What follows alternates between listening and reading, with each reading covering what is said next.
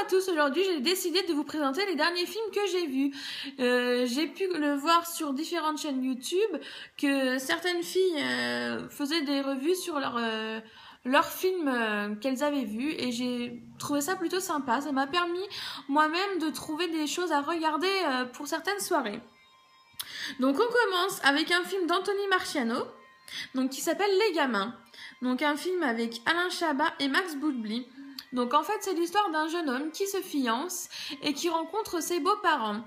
Son beau-père quant à lui tombe dans une certaine crise d'adolescence, pète les plombs du jour au lendemain et décide de faire ce qu'il a envie quand il en a envie en entraînant son beau-fils, son gendre avec lui. Donc je ne pourrais pas vous dire plus, mes premières impressions c'était un film assez marrant, sauf que je me suis endormie devant. Donc je ne sais pas si j'étais super fatiguée ou si le film a tiré en longueur. Je pense plus que j'étais fatiguée parce que mon chéri a adoré. Donc voilà, vous pouvez me dire ce que vous en avez pensé parce que moi j'ai vu très peu du film finalement. Ensuite, j'ai vu il y a quelques semaines maintenant le film Rouge Rubis. Donc de Félix Fuchsensteiner. Donc c'est peut-être pas comme ça que ça se dit, je suis désolée, c'est un nom super bizarre. Donc avec Maria Erich et Jeanne Neuer, on s'en fout, hein, vous verrez ça, vous ferez vos recherches. Donc en fait c'est l'histoire d'une jeune ado, qui va une lycéenne quoi, qui se retrouve du jour au lendemain propulsée en 1900. Donc elle se pose plein de questions, elle se dit mais mince, elle comprend pas trop en fait. Elle sait qu'il y a un gros secret de famille autour de sa cousine qui est un peu choyée comme la 7e merveille du monde et elle comprend pas forcément pourquoi toutes ces différences et pourquoi ce comportement envers cette fille. Sauf qu'il s'avère que toute la famille s'est trompée sur la personne et que le joyau de la famille n'est pas sa cousine mais elle. Donc il s'agit entre autres du rubis. Le rubis c'est quoi? En fait c'est une voyageuse du temps. Donc vous pouvez dans ce film découvrir le premier volet du film parce que je suppose qu'il y en aura pas mal d'autres. Ce film est tiré d'une série en fait de livres de 4 tomes. Donc je suppose qu'il y en aura d'autres. Sûr il y en aura un deuxième parce que la fin du film nous laisse un peu sur notre faim. Donc voilà, Rouge Rubis, j'ai adoré ce film, vraiment, il m'a tenu du début à la fin, on s'ennuie pas du tout devant, il est pas cucu, j'ai vraiment beaucoup apprécié et mon chéri aussi, donc vous avez deux avis positifs. Je vous le recommande vraiment, Rouge Rubis, un très bon film à regarder, tranquillou, enroulé dans son plaid le soir. Ensuite, je vous ai sélectionné, non, c'est un film que j'ai vu mais j'ai choisi de vous en parler. Donc il s'agit du film Echo. Donc moi ce film on me l'a vendu un petit peu comme le nouveau E.T. C'est vraiment ce qu'on m'a dit, ouais tu verras c'est le nouveau E.T. Donc un film de Dave Graham donc qui est sorti le 30 juillet de cette année, donc 2014. Donc en fait c'est l'histoire de 3 amis, Tuck, Much et Alex, donc qui décident de passer leur dernière soirée ensemble parce qu'après ils vont tous déménager. Ils ont tous été obligés de vendre leur maison.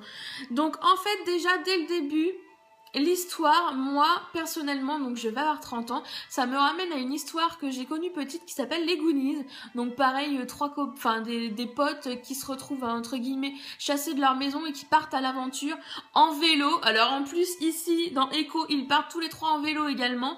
Donc ça m'a vraiment fait penser à cette histoire le début. Ensuite ils décident en fait de partir parce que ils ont tous leur portable qui déraille et qui leur montre une étrange carte en fait.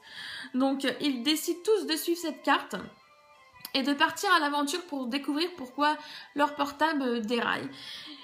Donc suite à ça, ils découvrent une chose étrange qui s'avère être un petit robot. Donc je vais pas vous dire toute la fin de l'histoire parce que c'est à vous aussi de découvrir le film, je veux pas faire de spoiler.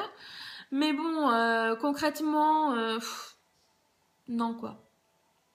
C'est un film que vous pouvez montrer à vos enfants sans problème parce que c'est vraiment un film pour leur âge. Moi perso, Echo, je le diffuserai sur Gulli, ce serait très bien. Mais non quoi, franchement... Les gens qui ont été le voir au cinéma, je pense qu'ils ont dû être très déçus. C'est vraiment...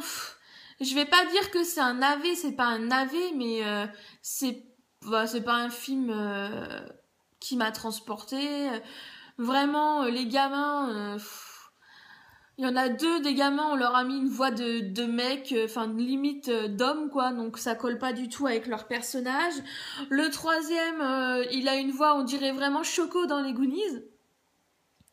Et puis il est un peu peureux aussi comme Choco, machin, enfin j'ai vraiment trouvé que c'était un peu du copier-coller sur les Goonies au niveau des personnages, du début de l'histoire. Vraiment, j'ai pas trouvé ça innovant, transportant. Franchement, le nouveau E.T., bah non, moi je préfère vraiment le E.T. parce que ça n'a rien à voir pour moi. Et vraiment déçue en fait par ce film parce que je m'attendais vraiment à autre chose. Donc je vous le recommande si vous avez des enfants, mais vous personnellement, c'est pas un film qui vaut le détour selon moi.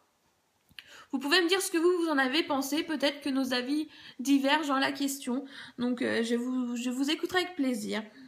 Ensuite, le dernier film que j'ai sélectionné pour vous est sans doute mon coup de cœur parce que vraiment j'ai adoré. C'est le film de Philip Noyce, The Giver. Donc avec en acteurs principaux Brenton Thwaites et Adeya Rush.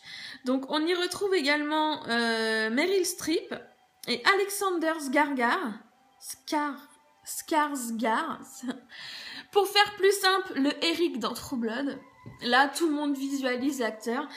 Donc, en fait, il s'agit d'un jeune homme, enfin d'un petit groupe d'amis, dont 2 jeunes hommes et une jeune fille, en fait. Et ils vivent dans une société très codée.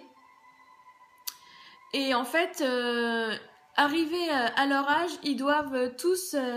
savoir dans quelle branche ils vont se situer. Donc il y a les nourrisseuses, etc. Donc la jeune fille du groupe se retrouve mère nourricière, donc elle doit s'occuper, elle, des nouveau-nés.